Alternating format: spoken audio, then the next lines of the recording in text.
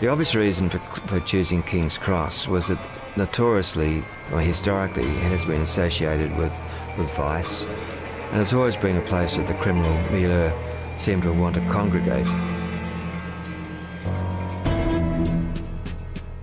It seemed to our team that the best way to proceed would be to examine the lives of a handful of police officers and determine whether or not any one of them would be susceptible to an approach by us to at least come and tell us the inside story.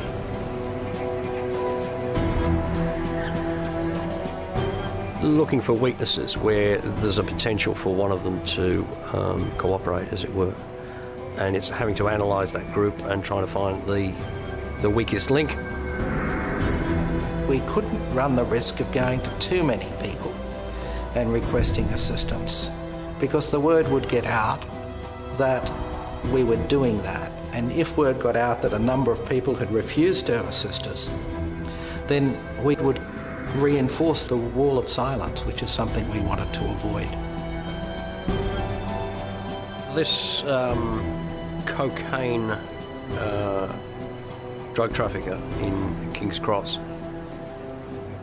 he'd identified Trevor Haken as being a person to whom he had paid bribes and with whom he had a corrupt relationship. I thought that of all the people whose profiles I examined, Trevor would be the one person who would take the opportunity to wipe the slate clean. Trevor had been a cop for 26 years. He was a reformed alcoholic in a volatile marriage with 4 kids. But he was known to be clever, quick, and courageous. We had to pick a time when we thought, oh, I don't like saying this, but when we thought he would be most vulnerable to an approach.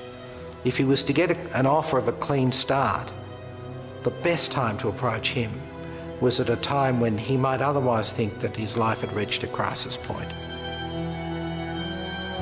Detective Sergeant Trevor Haken was in serious trouble. The New South Wales Crime Commission was on the verge of uncovering his dealings with a major drug trafficker. He was called in before the Crime Commission and interrogated at length. On a monitor in another room, Nigel and John watched as Haken denied everything. I had some personal knowledge of him. He had young children. So this was an opportunity to get out. This is Friday, the 2nd of September, 2:45 p.m. Trevor, do you consent to this being tape recorded? Answer, yes. I had a pre-prepared script that Gary had checked, and I read that to Trevor during the course. You shouldn't expect that my preparedness to interview you in the way described to recommend an application for indemnity will continue indefinitely. As the Commission goes about its work, circumstances change. For example, other people will come forward. Accordingly, you should make your decision with this in mind. And immediately, he said that he would. He said, well, something to the effect, well, what if there was something happening tomorrow? I remember looking at Nigel and thinking, goodness, we'll have to stop everybody going home tonight because we're going to have to put this operation together. And we had an awful lot to do. His car was taken off him, and the electronics team obviously did certain things to it which permitted a camera to be installed and sound to be recorded. And his car and his person was from thereafter a mobile evidence gathering machine. The scenario would be that he would lead his normal existence. He would alert us when contact was made by his criminal associates, and we would then cover those meetings, those phone calls or whatever. Trevor was the man who collected the money. I think he called it the laugh. He was the man who collected the money and who distributed it. He was the man who was the bookkeeper, in a sense. of the corrupt group which he represented at King's Cross. 2 or 3 o'clock. Let's concentrate at the moment on this fucking Parramatta business, because I want to find why Reed's pushing. Do you want to wait here? Can you wait here? I'll walk down. I'll come back here. Can you wait here 10 minutes? Yeah. Can you wait here? I'll come. Sure. Yeah. All right. Just go. I'll come back. All right.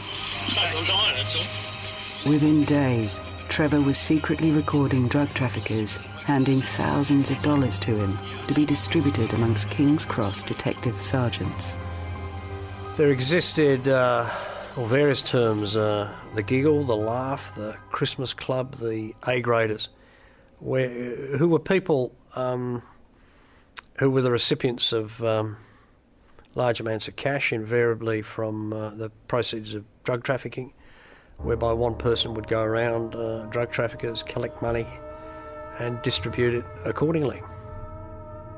The laugh involved King's Cross detectives and suspected drug dealers, including Steve Hardass, Fat George, and Billy and Louis Bayeh, who owned clubs on the Strip. Call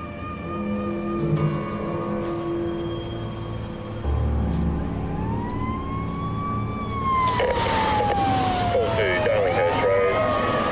A female collapse there. Query overdose. Query heroin.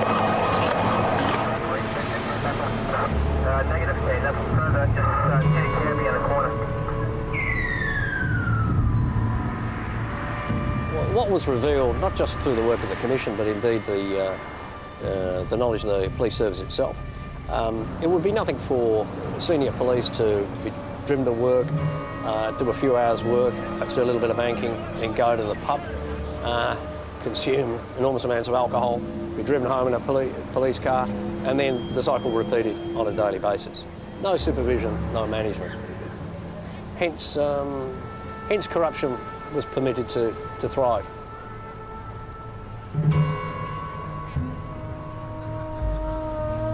King's Cross was renowned for vice of all kinds, and of course drugs. What no one realised, the sinister thing that lurked beneath. Prostitution where torture was involved, people in almost like a slave-like condition, shooting galleries of heroin being purchased on the premises where they could shoot up, blood on the beds and bed linen, murder investigations, etc. were being thwarted because of bribes taken by officers.